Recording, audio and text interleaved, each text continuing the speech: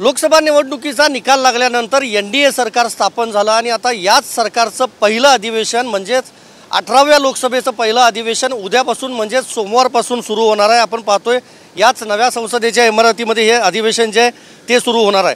राज्यसभेचं जे अधिवेशन आहे म्हणजे 264व्या राज्यसभेचं अधिवेशन 27 तारखेपासून सुरू होणार आहे। महत्त्वाचं हेच आहे उद्या आणि परवा म्हणजे 24 आणि 25 या तारखेला पहिल्यांदा सगळ्या खासदारांना शपथ दिली जाणार आहे।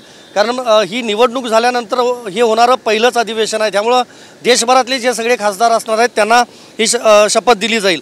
त्यानंतर 26 जूनला लोकसभा अध्यक्षांची निवड देखील केली जाणार आहे। लोकसभा अध्यक्ष कोण असणार याकडे संपूर्ण देशाचं लक्ष लागलेलं आहे।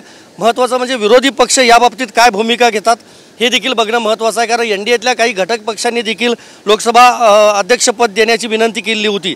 त्यानंतर 27 तारखेला सकाळी 11 वाजता राष्ट्रपती सभागृहाला संबोधित करणार आहेत। हे राष्ट्रपतींचं पहिलंच अभिभाषण खरं तर असणार आहे। या संपूर्ण अधिवेशन काळामध्ये नवीन काही विधेयकं मांडली जातात का किंवा विरोधी पक्षांची भूमिका नेमकी काय असणार याकडे देखील संपूर्ण देशाचं लक्ष असणार आहे। पंतप्रधान नरेंद्र मोदी देखील या संपूर्ण कार्यकाळामध्ये लोकसभेला म्हणजे संबोधित देखील करू शकतात असं देखील सांगितलं जातं आहे। त्याचबरोबर महत्त्वाची विधेयकं जर मांडली गेली तर पक्षांकडून व्हीप देखील काढला जाऊ शकतो। मात्र निवडणुका झाल्यानंतर हे पहिलंच अधिवेशन होतं आहे, त्यामुळं या अधिवेशनाकडे संपूर्ण देशाचं लक्ष असणार आहे।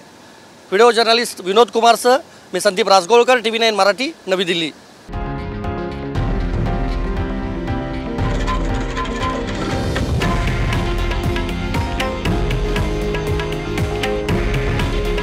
हे आहे देशातील नंबर 1 न्यूज नेटवर्क आणि आपण पाहत आहात TV9 मराठी। काळजी तुमची, हित महाराष्ट्राचं।